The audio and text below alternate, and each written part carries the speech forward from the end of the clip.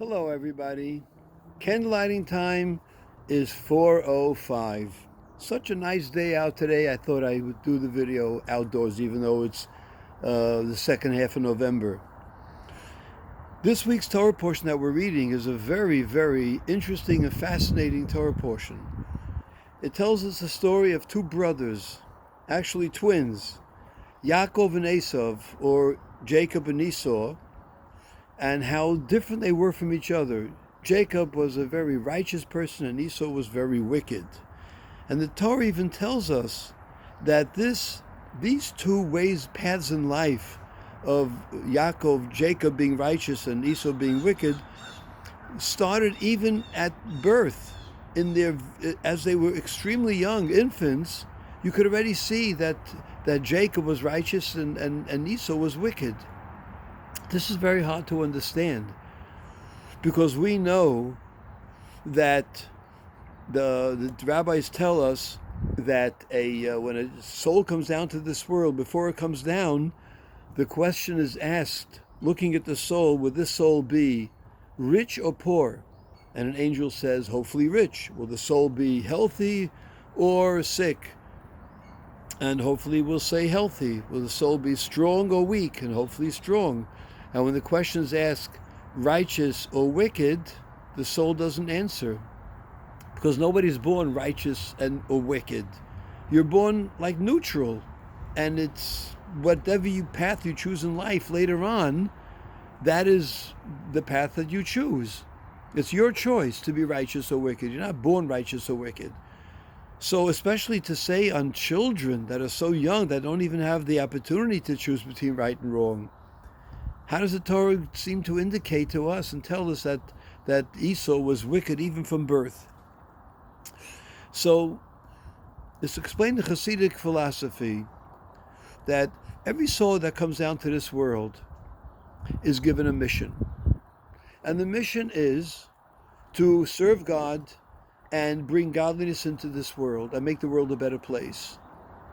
Now, we all have the same mission, but not every soul is exactly the same. Some souls are given a very special talent, whether it's music or art or other gifts, the gift of speaking or singing. And in the same way, some souls are created with a certain tendency towards certain things. Some souls have a tendency to be kind and to be generous and to dedicated to do good to others. It's just that they were born with that kindness. Other souls have a tendency with negative things, to lose their temper, to be selfish, to only care about themselves and even at the expense of others. But it doesn't mean that the soul cannot fight against this tendency.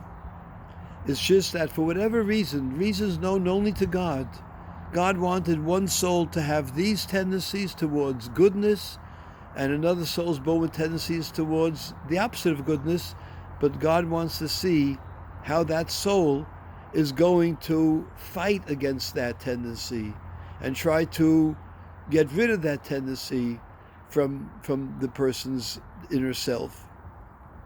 And as a matter of fact, it's very possible, and not only very possible, but the fact is that God appreciates when a soul serves God and it has to fight against its nature, the nature with which it was born, and it has to fight against that to study Torah or to be kind to others. The reward that the soul gets is far greater, because God appreciates the effort. When a righteous person does something effortlessly, very nice. But when a person hasn't got the tendencies to be kind and righteous, and yet acts that way, that shows tremendous effort on their part. And so the reason that the Torah says that he was born, it doesn't mean he was actually born wicked. It means he was born with wicked tendencies.